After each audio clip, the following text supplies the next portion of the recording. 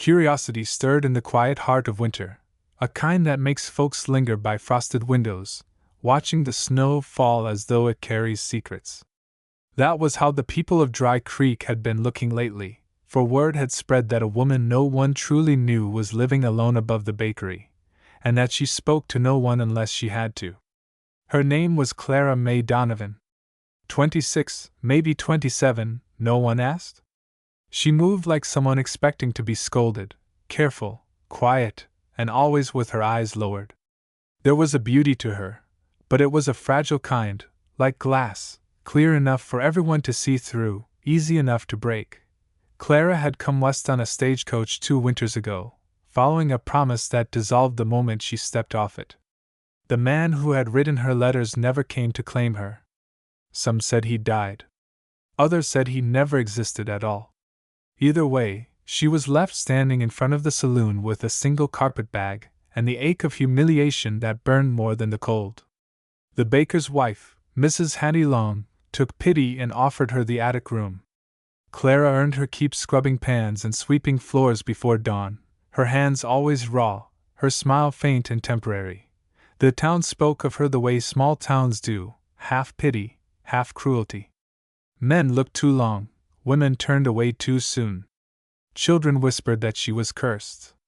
Yet Clara never raised her voice against anyone. She carried her shame like a scarf wrapped too tight, something she could not take off no matter how the air thinned her breath.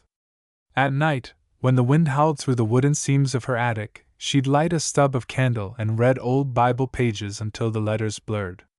"I ain't worth much," she'd sometimes whisper to the flame, and the flame, kind or foolish, never disagreed. Snow began to fall heavier that December, swallowing the sound of boots and wheels alike.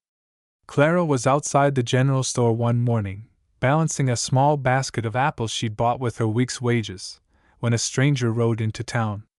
His horse was a deep chestnut, his coat dusted with frost, and though his face carried the wear of years, his eyes were clear and steady. Elias Harper. Folks knew the name. A rancher from the northern ridge, said to own more acres than he cared to count, but what folks mentioned most was that he'd once buried a wife young and never spoke much after. He was 35 now, still unmarried, and still rode alone. When Elias dismounted by the hitching post, Clara bent to tie her shawl tighter, the wind biting through her sleeves. Her basket tilted. The apples rolled across the snow, bright red against white. She gasped and dropped to her knees, gathering them quickly before they spoiled in the cold. A shadow fell beside her. A gloved hand picked up the last apple and held it out. "You missed one," the man said, voice quiet, deep as a creek in spring thaw. Clara hesitated before taking it. "Thank you," she murmured, eyes still down. Elias studied her face, noticing how she never looked at him, how her fingers trembled slightly even through her gloves. "Cold morning," he said. "You ought to be inside." She nodded but didn't move. Something about her silence pricked at him. He'd seen hardship before, on cattle drives, in funerals, in his own mirror, but this was different. This was a woman who had learned to make herself small just to survive. When she finally dared a glance up, their eyes met.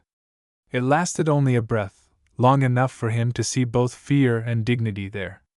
Then she looked away again, whispering, "I ain't worth much, sir." He frowned, not out of confusion but sorrow. "You're wrong about that," he said softly. She blinked, startled, and turned so quickly that the snow caught in her hair. By the time he thought of saying more, she was gone, disappearing down the narrow street like a ghost retreating into her solitude. Elias stayed in town longer than intended. He told himself it was business, supplies for the ranch, feed for the horses, but his thoughts kept circling back to the woman with the downcast eyes. He saw her again at the bakery window that afternoon, her pale face lit by oven fire, as she kneaded dough. She did not see him watching.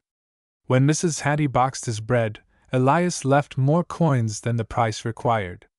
"For the girl upstairs," he said quietly. Hattie smiled faintly, a knowing kind of smile. "That one won't take charity," she warned. "She's got pride under all that sorrow." "Then don't tell her." he replied, tipping his hat and walking into the snow. For Clara, the following days felt subtly changed, though she couldn't explain why. The bakery roof was mended one morning, though she hadn't asked. The rent envelope she left for Mrs. Hattie went mysteriously uncashed.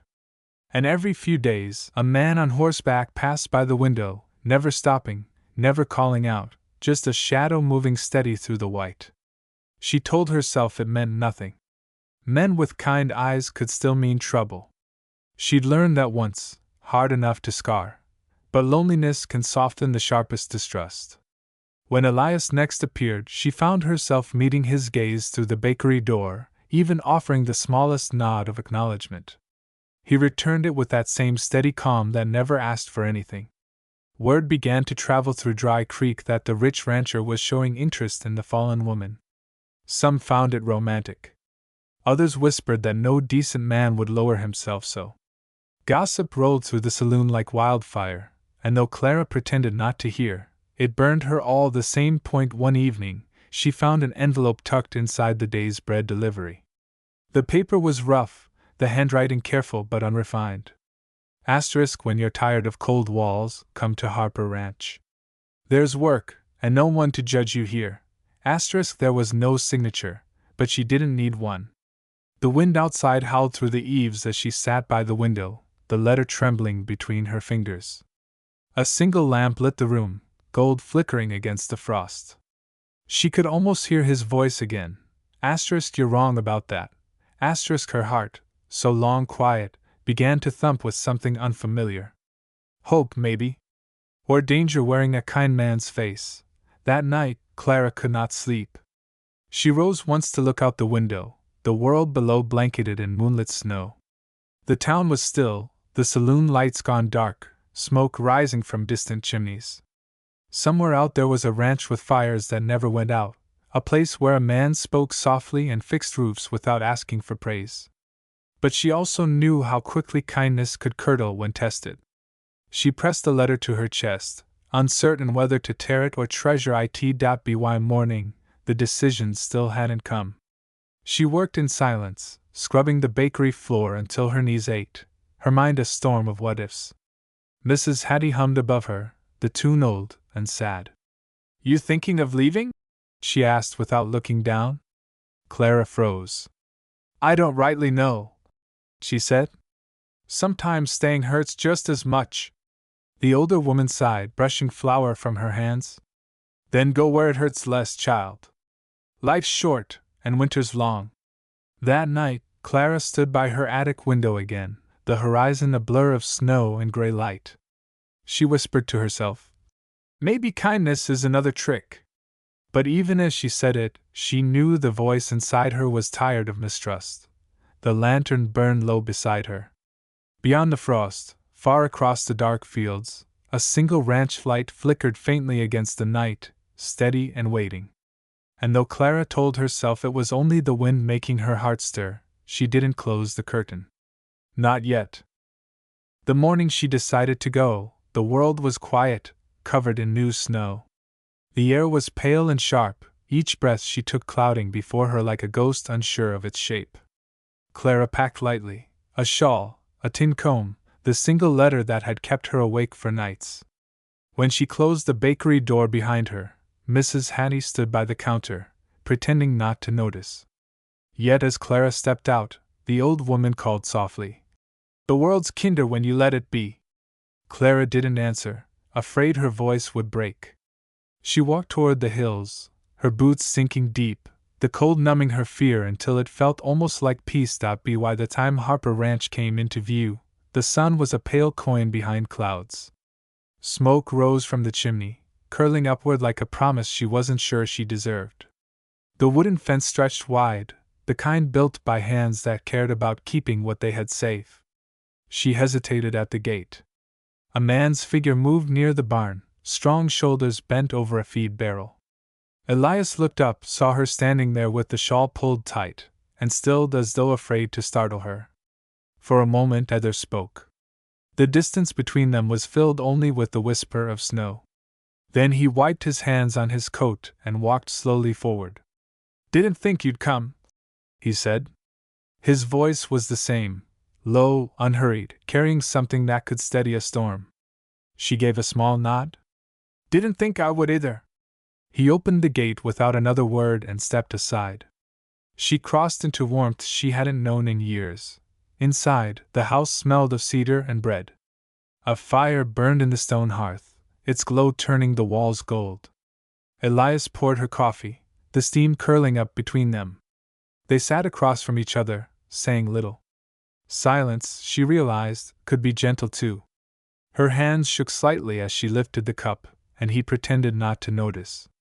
After a while, she whispered, You sure you want me here? People in town will talk. He smiled faintly, eyes meeting hers. They already do. But they don't run my life, Clara May. Her name sounded different in his mouth, whole, not weighted with pity. It startled her enough that she had to look away.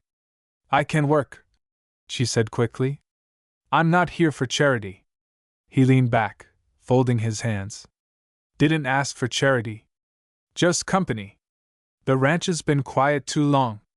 Days turned to a week. The rhythm of ranch life began to shape her days, feeding chickens, sweeping the porch, sewing curtains with thread she found in a drawer. Each small task made her feel a little less ghost-like.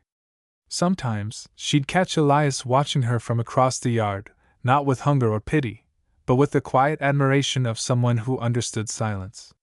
He was patient in everything, slow to speak, quick to lend a hand, never once reminding her she owed him anything. Still, some part of her waited for the change, the sharp word, the cold distance that usually followed kindness. But it never came.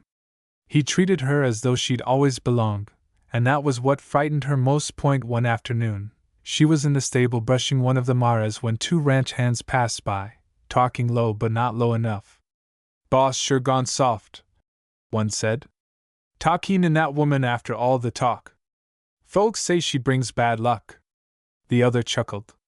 He's lonely, that's all. Give it time, he'll see what she's worth. Their laughter faded as they walked away, but the words stayed, curling inside her like smoke. She put the brush down, her throat tight. Later, she tried to act normal at supper, but her eyes kept darting toward the door. Elias noticed. Something wrong? She shook her head too fast. No. Just tired. When he rose to refill her cup, she murmured, You don't have to keep me here. I'll find somewhere else. He set the pot down slowly. You think I keep you out of pity? She couldn't answer. The shame in her chest was too old, too practiced. She stood abruptly, the chair scraping the floor. It's not your fault, Elias. I just don't belong anywhere. She moved toward the door, but he reached out, not to stop her, only to speak softer.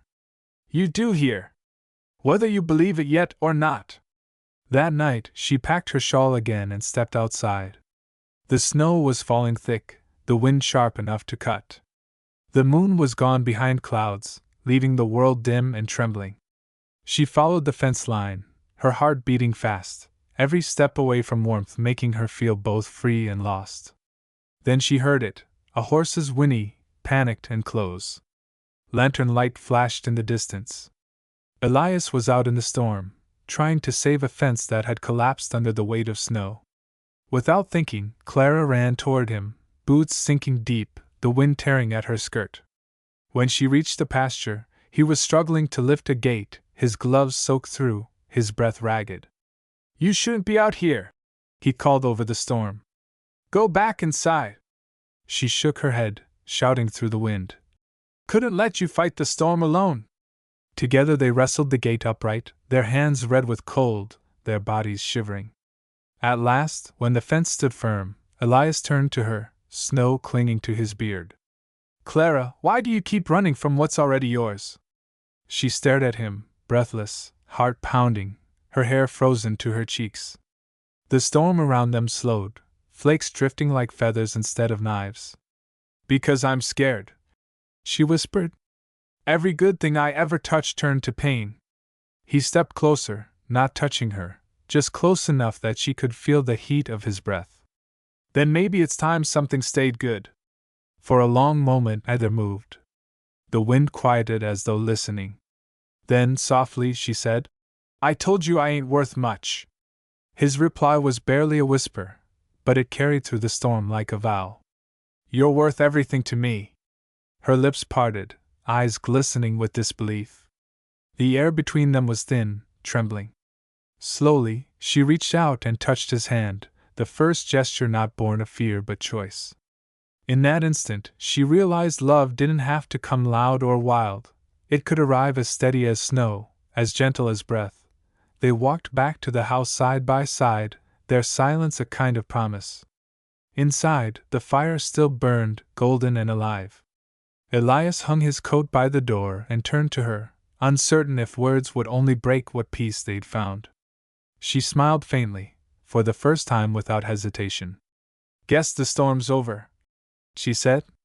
"For now," he answered, but there was warmth in his eyes that told her he meant more than the weather. Spring crept in slowly over the next weeks, the snow retreating to the hills. The air smelled of thawed earth and pine. Clara's laughter began to fill the house, soft at first, then free. Sometimes she still caught the old fear rising in her chest, but it never stayed long. Elias never made promises he couldn't keep, and that steadiness was its own kind of love. One morning, as sunlight spilled across the porch, she looked at him and said, almost to herself, "I never thought I'd find home again." He tipped his hat, smiling in that quiet way of his. "Home was waitin', Clara May. You just had to believe you deserved it." And if someone passing by that ranch years later wondered about the woman with the soft voice and the man with the calm eyes, they'd say the winter had changed them both. For in a world that prized loud heroes and fast guns, two people had found something rarer, peace earned through gentleness. And though the story would fade into the dust of time, the lesson stayed clear as morning light. Even a heart once broken beyond mending can still learn to beat steady again, if met with enough patience and love.